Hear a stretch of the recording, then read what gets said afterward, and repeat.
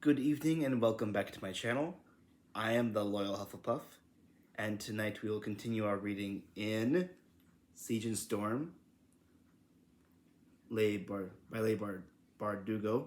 This is the second book of the trilogy titled Shadow and Bone, and there's currently a second season of Netflix series of Shadow and Bone coming out that'll be based off this book as well as sequels of the other works of the Grisha verse. I know you all have been excited about watching my videos. I'm thankful for all that support. Please help continue supporting with our reading. I'm glad that you all have been enjoying this as much as me as I have. So let's go ahead and start reading this book, Siege and Storm.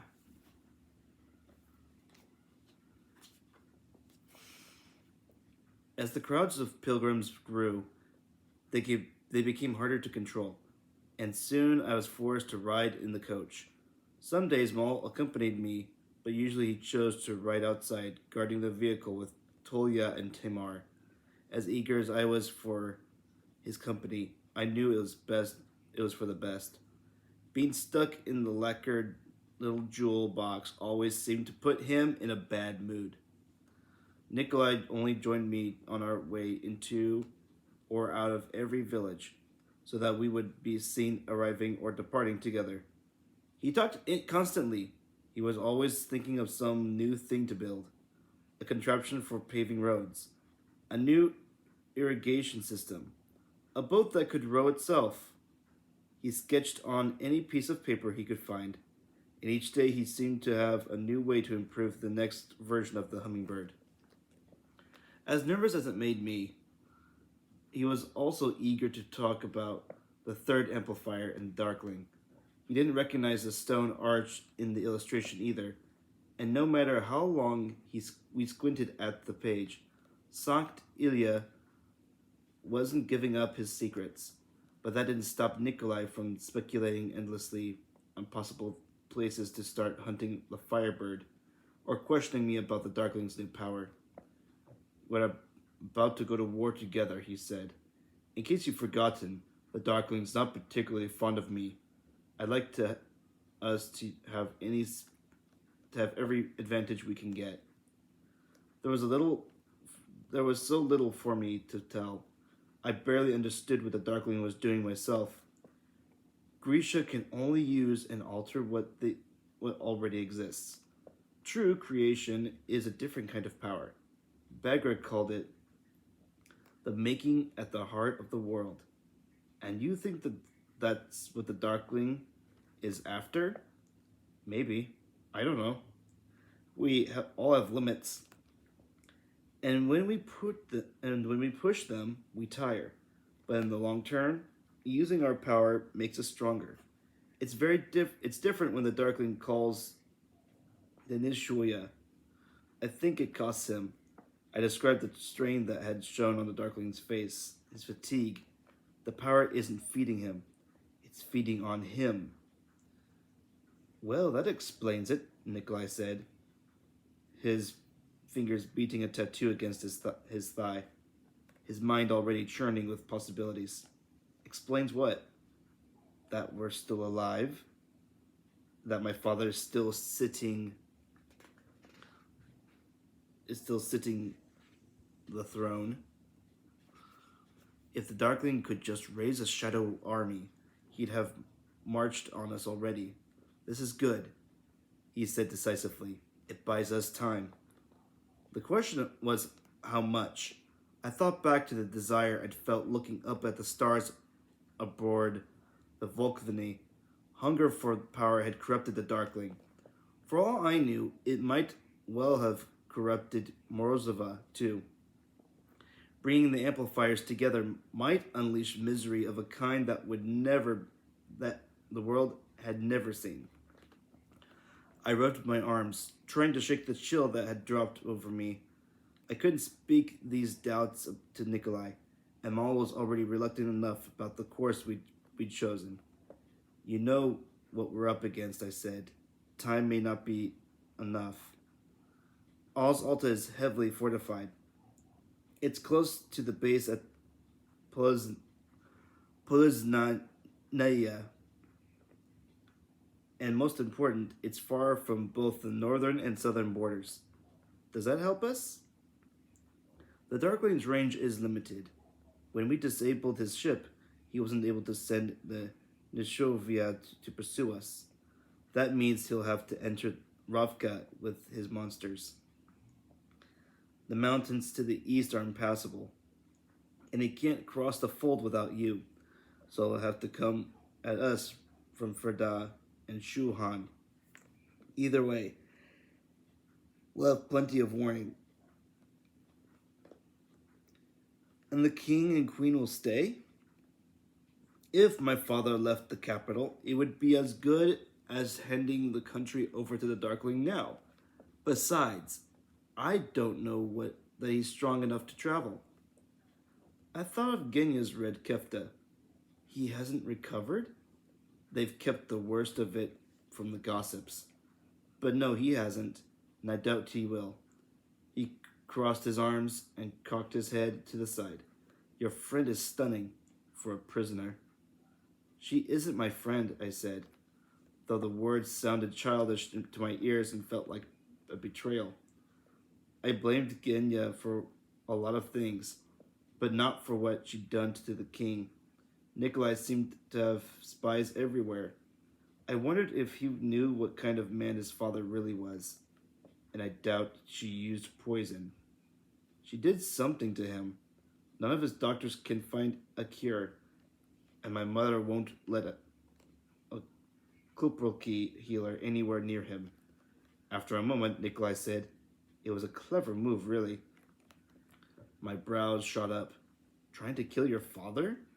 The Darkling could have murdered my father easily enough, but he would have risked outright rebellion from the peasants and the First Army.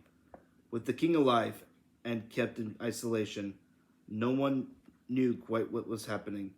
The apparat was there, playing the trusted advisor, issuing commands.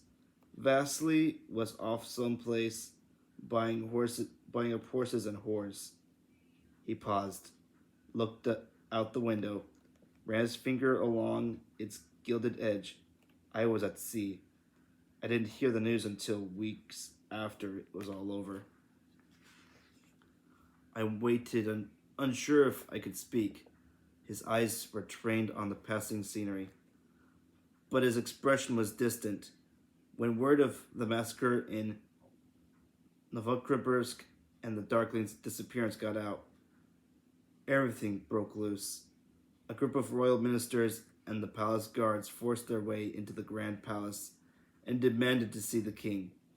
Do you know what they found? My mother cowering in her parlor, clutching that snuffly little dog, and the king of Ravka, Alexander III, alone in his bedchamber, barely breathing, lying in his own filth. I let that happen. You couldn't have known what the Darkling was planning, Nikolai. No one did. He didn't seem to hear me. The Grisha and Obrezhniki, who held the palace on the Darkling's orders, were caught in the lower town, trying to escape. They were executed. I tried to restrain a shudder. What about the apparat? The priest had colluded with the Darkling and might be working with him still, but he tried to approach me before the coup, and I'd always thought he might be playing a deeper game. Escaped. No one knows how. His voice was hard, but he'll answer for it when the time comes. Again, I glimpsed a ruthless edge that lurked beneath the polished demeanor. Was that the real Nikolai Lantsov, or just another disguise? You let Genya go? You let Genya go, I said. She was a pawn. You were the prize. I had to stay focused. Then he grinned, his dark mood vanishing as if it had never been. Besides, he said with a wink, she was too pretty for the sharks. Riding in the coach left me restless frustrated with the pace Nikolai was setting, and eager to get the little palace to the li- to eat and eager to get to the little palace. Still, it gave him a chance to help prepare me for our arrival in Oz Alta.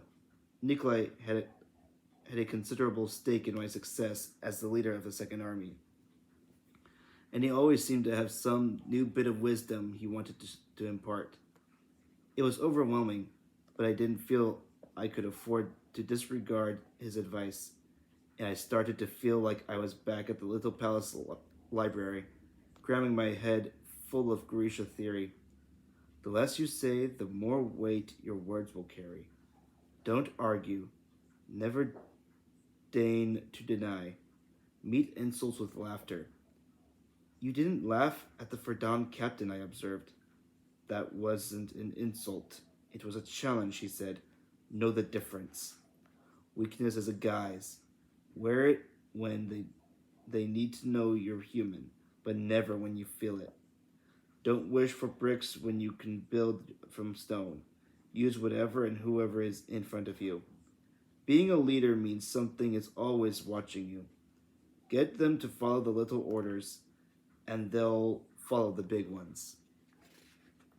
It's okay to flout expectations, but never disappoint them. How am I supposed to remember all of this? I asked in exasperation. You don't think too much about it, you just do it. Easy for you to say. You've been groomed for this since the day you were born. I was groomed for lawn tennis and champagne parties, Nikolai said. The rest came with practice. I don't have time to practice. You'll do fine, he said. Just calm down.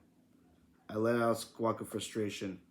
I wanted to throttle him so badly my fingers itched. Oh, and the easiest way to make someone furious is to tell her to calm down. I didn't know whether to laugh or throw my shoe at him. Outside the coach, Nikolai's behavior was getting more and more unnerving. He knew better than to renew his marriage proposal, but it was clear that he wanted people to think there was something between us. With every stop, he grew more bold, standing too close, kissing my hand, pushing my hair back over my ear when it was caught by a breeze. In Tashta, Nikolai waved to the massive crowd of villagers and pilgrims that had formed by a statue of the town's founder. As he was helping me back into the coach, he slipped his arm around my waist. Please don't punch me, he whispered. Then he yanked me hard against his chest and pressed his lips to mine. The crowd exploded into wild cheers, their voices crashing over us in an exultant roar.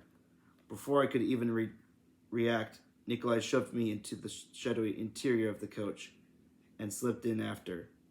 He slammed the door behind him, but I could still hear the townspeople cheering outside, mixed in with the cries of Nikolai and Sankta Alina was a new chant. Sol Koroleva, they shouted, Sun Queen. I couldn't just see Maul through the coach's window. He was on horseback, working the edge of the crowd, making sure they stayed out of the road.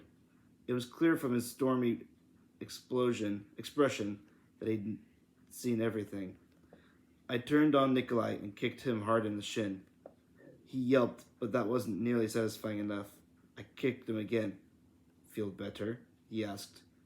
Next time you try something like that, I won't kick you, I said angrily. I'll cut you in half.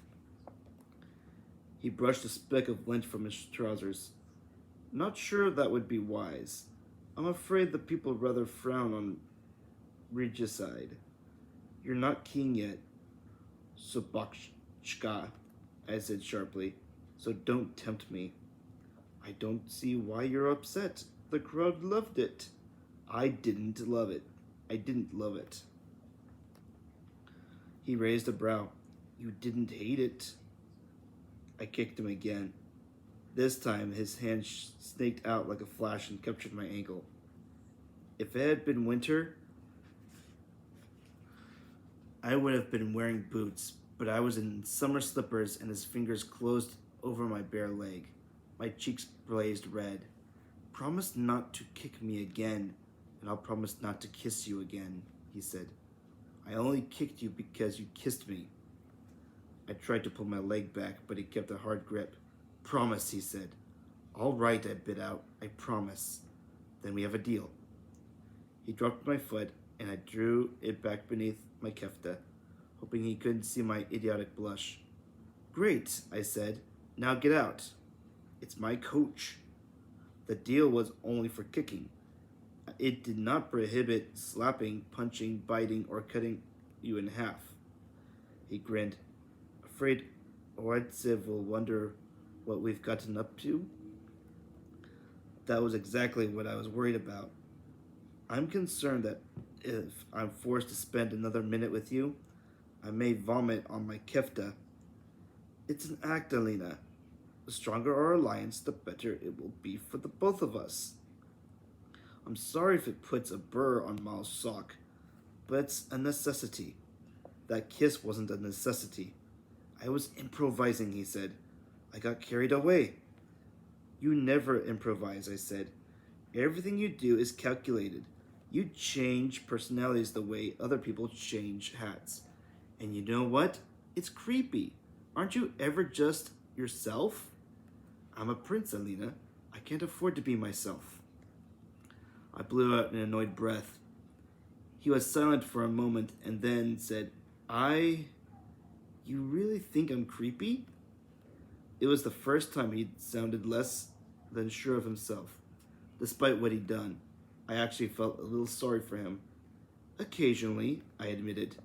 He scrubbed a hand over the back of his neck, looking distinctly uncomfortable. Then he sighed and shrugged. I'm a younger son. Most likely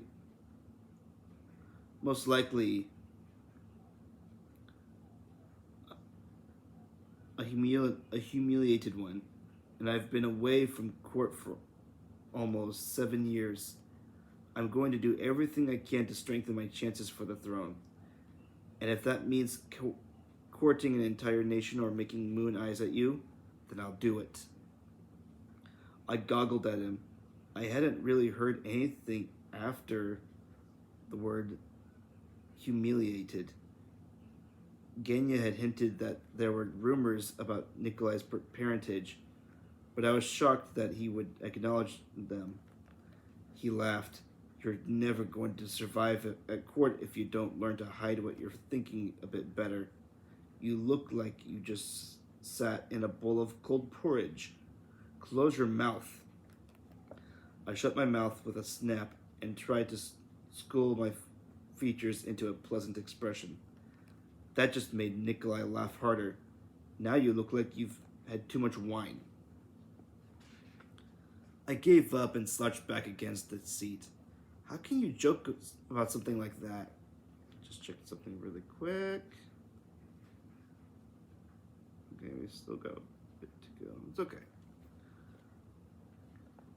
I've heard the whispers since I was a child. It's not something I want repeated outside of this coach, and I'll deny it if you do. But I couldn't care less whether or not I have lots of blood. In fact, given all the royal inbreeding, being humiliated is probably a point in my favor. I shook my head. He was completely baffling. It was hard to know what to take seriously when it came to Nikolai. Why is the crown so important to you, I asked. Why go through all of this? Is it so hard to believe I might actually care what happens to this country? Honestly, yes. He studied the toes of his polished boots. I could never figure out how he kept them so shiny. I guess I like fixing things, he said. I always have. It wasn't much of an answer, but somehow it rang true. You truly think your brother will step aside? I hope so. He knows the First Army will follow me, and I don't think he has the stomach for civil war. Besides, Vasily inherited our father's aversion to hard work. Once he realizes what it really takes to run a country, I doubt he'll be able to run from the capital fast enough. And if he doesn't give up so easily, It's simply a question of finding the right incentive. Pauper or prince, every man can be bought. More wisdom from the mouth of Nikolai Lantsov. I glanced out the coach's window. I could just see Mal sitting tall in his saddle as he kept pace with the coach. Not every man, I murmured. Nikolai followed my gaze. Yes, Alina, even your stalwart champion has a price. Has his price. He turned back to me, his hazel eyes thoughtful, and I suspect I'm looking at it right now. I shifted uneasily in my seat. You're so sure of everything, I said sourly. Maybe I'll decide I want the throne and smother you in your sleep. Nikolai just grinned. Finally, he said, you're thinking like a politician.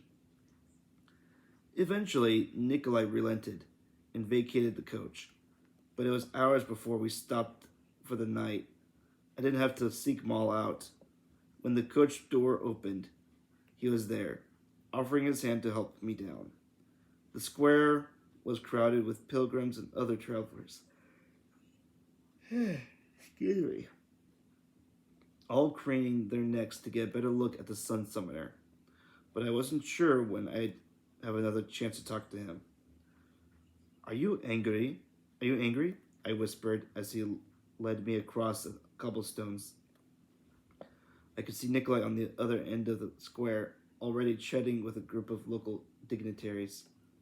With you? No.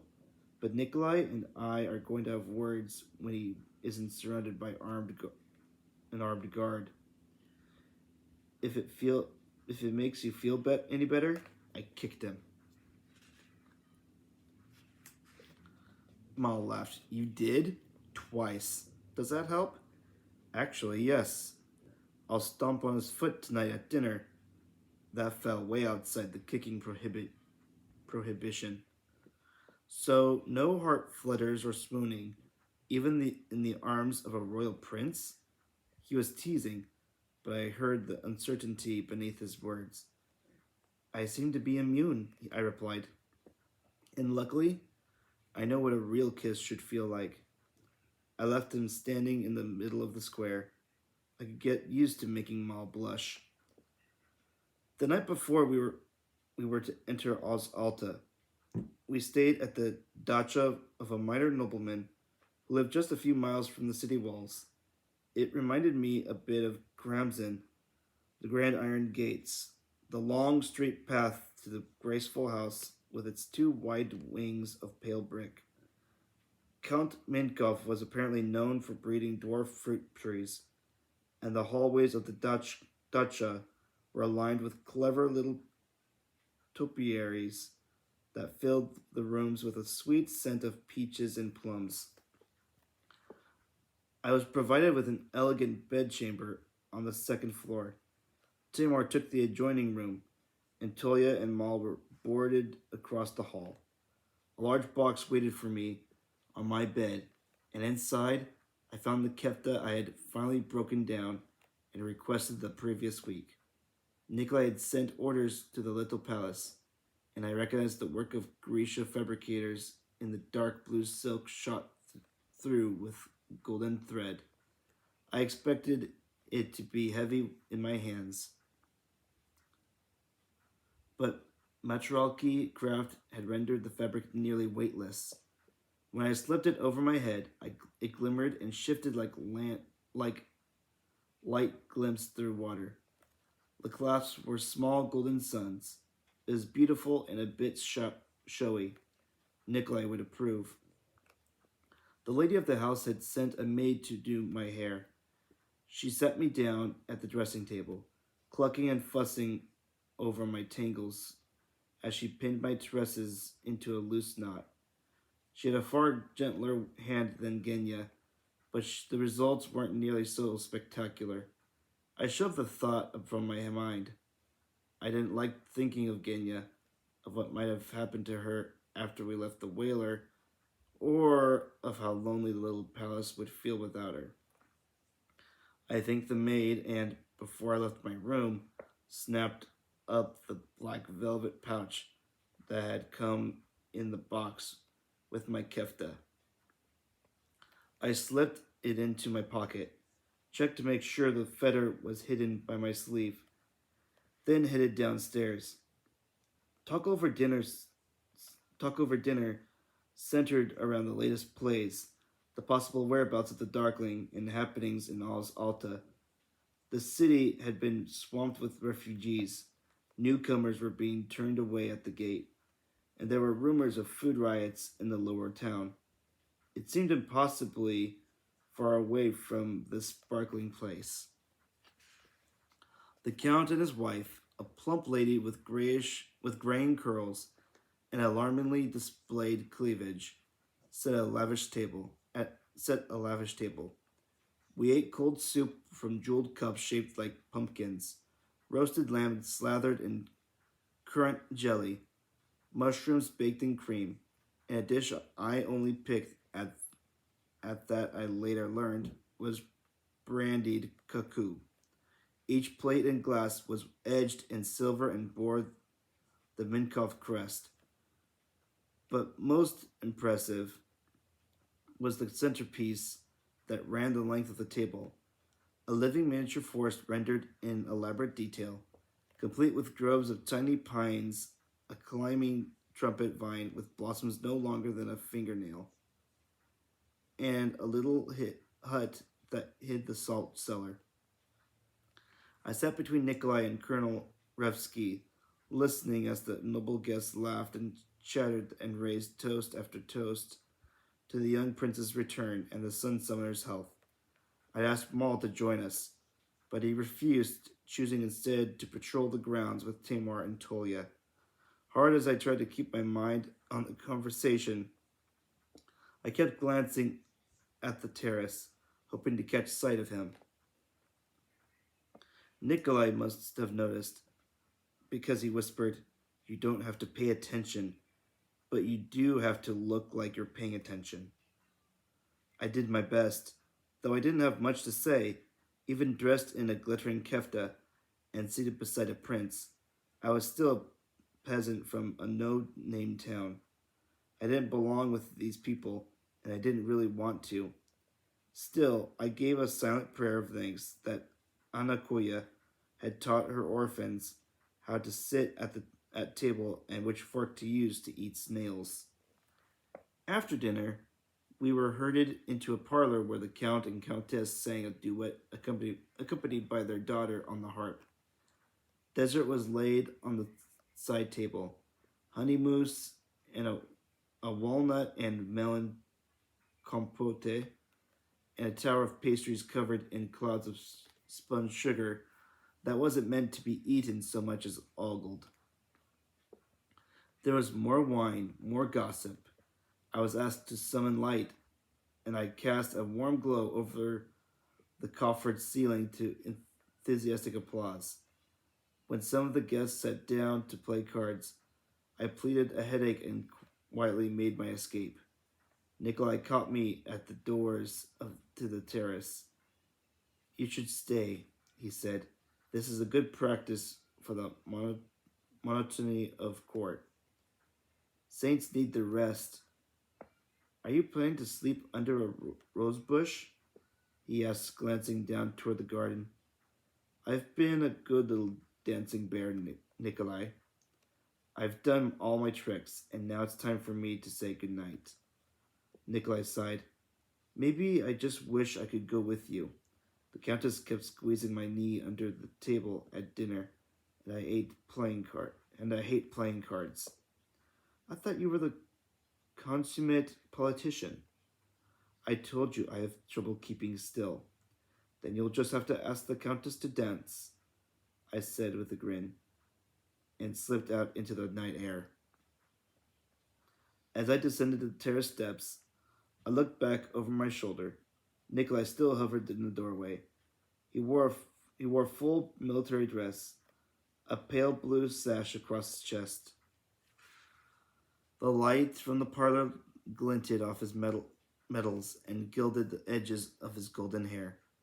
He was playing the role of the polished prince tonight, but standing there, he just looked like a lonely boy who didn't want to return to a party by himself. I turned and took the curvy staircase down the sunken garden. It didn't take me long to find Maul. He was leaning against the trunk of a large oak, scanning the manicured grounds. Anyone lurking in the dark? I asked. Just me.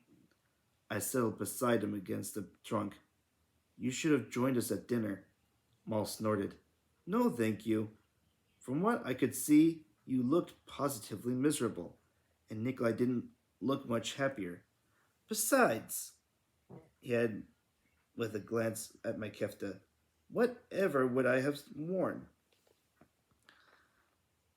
Do you hate it? It's lovely.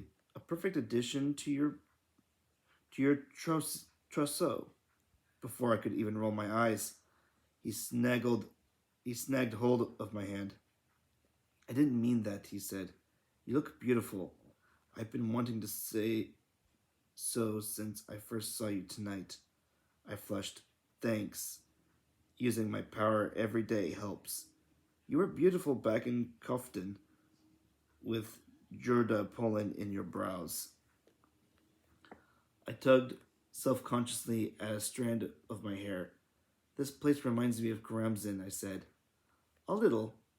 It's a lot fuzzier. What exactly is the point of teeny tiny fruit? It's for people with teeny tiny hands. Makes them feel better about themselves. He laughed, a real laugh. I reached into my pocket and fished around inside the black velvet pouch. I have something for you, I said. What is it? I held out my closed fist. Guess, I said. It was a game we'd played as children. Obviously, it's a sweater. I shook my head. A show pony? Nope. He reached out and took my hand, turning it over and gently unfolding my fingers. I waited for his reaction. His mouth tugged up at one corner as he plucked the golden sunburst from my hand. The rough brush of his fingers against my palm sent a shiver up my back. For the captain of your personal guard? He asked. I cleared my throat nervously. I didn't want uniforms. I didn't want anything that looked like the Darkling's Oprichniki.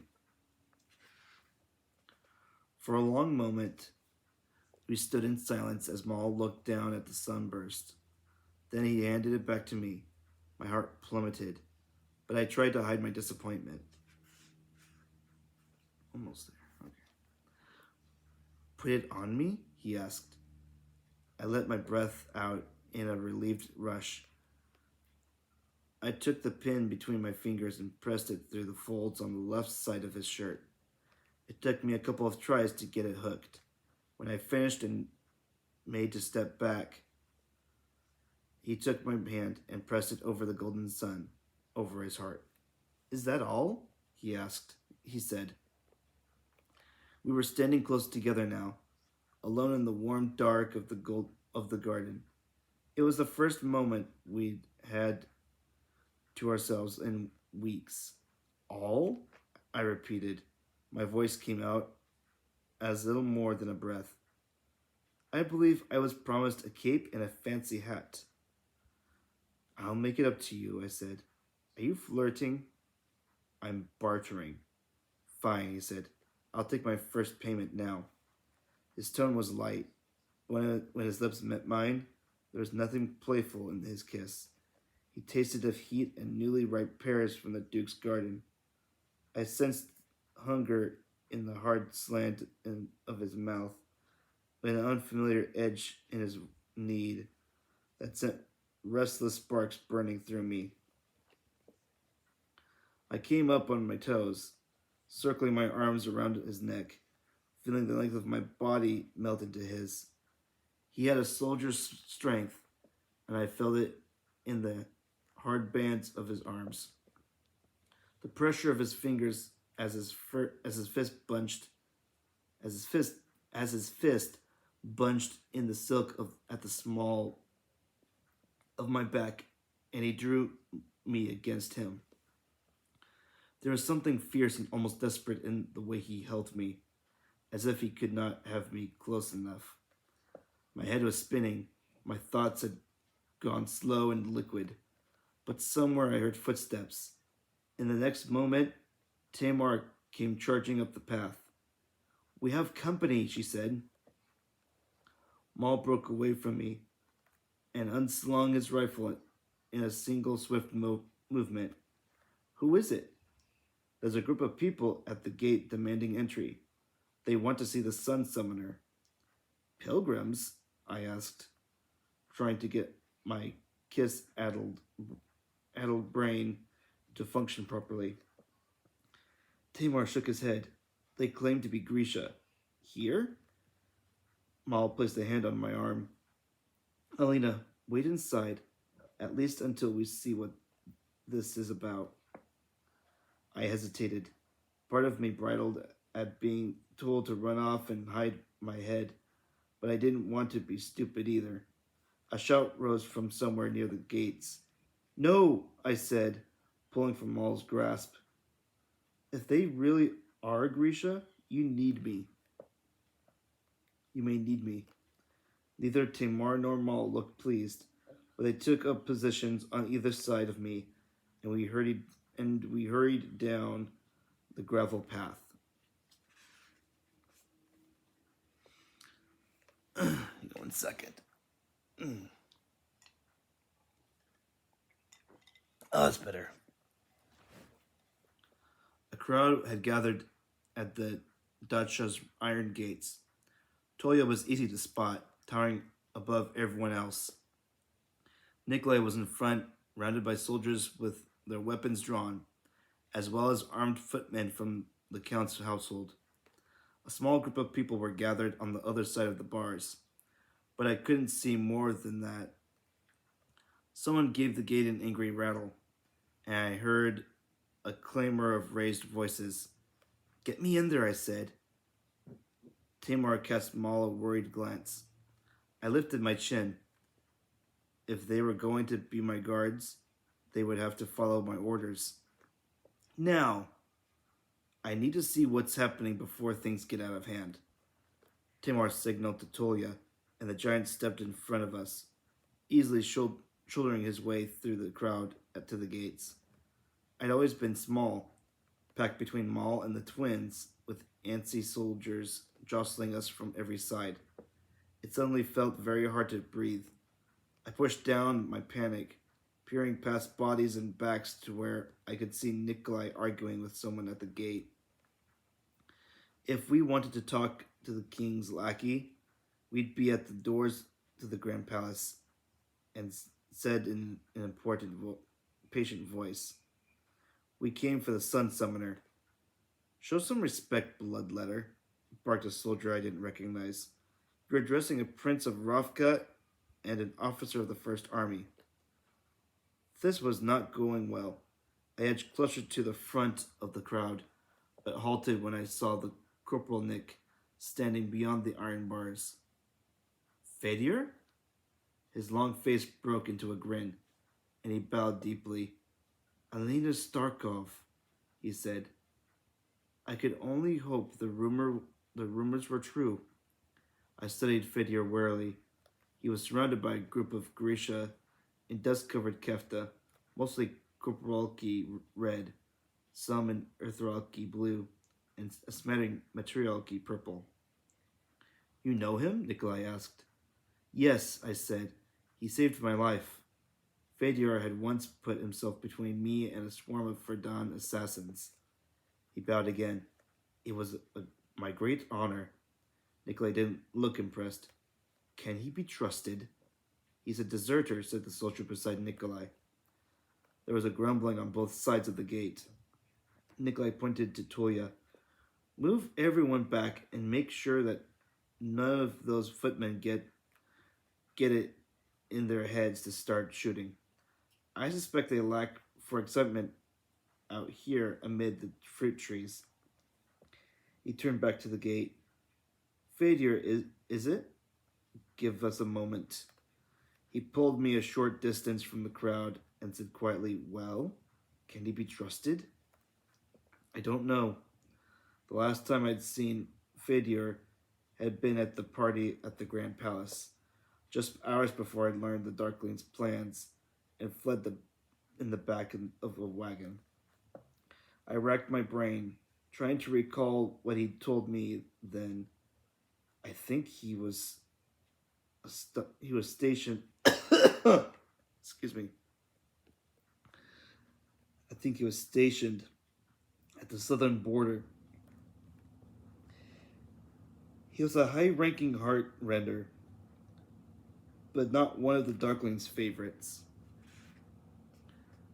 Nevsky is right, he said, nodding toward the angry soldier. Grisha or not, their first loyalty should have been to the king. They left their posts. Technically, they're deserters. That doesn't make them traitors. The real question is whether they're spies. So what do we do with them? We could arrest them, have them questioned. I toyed with my sleeve, thinking. Talk to me, Nikolai said. Don't we want the Grisha to come back? I asked. If we arrest everyone... Excuse me. If we arrest everyone who returns, I won't have much of an army to lead. Remember, he said, you'll be eating with them, working with them, sleeping under the same roof. And they could all be working for the Darkling. I looked over my shoulder at Fidyor, waiting patiently at the gate. What do you think? I don't think these Grisha are any more or less trustworthy than the ones waiting at the little palace. That's not encouraging. Once we're behind the palace walls, all communication will be closely monitored. It's hard to see how the Darkling can use his spies if he can't reach them. I resisted the urge to touch the scars forming on my shoulder. I took a breath. All right, I said. Open the gates. I'll speak to Fidyor, and only him. The rest can camp outside the dacha tonight and join us on the way into Alta tomorrow. You're sure? I doubt I'll be sure of anything ever again. But my army needs soldiers. Very good, Nikolai said with a short nod. Just be careful who you trust. I cast a pointed glance at him. I will. That was the end of chapter 11. Right now, my brain is telling me to shut down and go to bed, which I will go ahead and do that. The next portion is going to be 23 pages. Actually, less than 23 pages. So, I hope you all enjoyed tonight's reading. I know I'm catching up on reading at this point, but I hope you all enjoyed this chapter, and hope to see you all in the next video. Until then, I'm the Loyal Hufflepuff. If you guys are liking this series, please comment down below and like this channel. And if you want more updates about the series here and would like to subscribe to my channel for updates, please go ahead and do so. And until next time, I'm the Loyal Hufflepuff, and I hope you all have a blessed evening.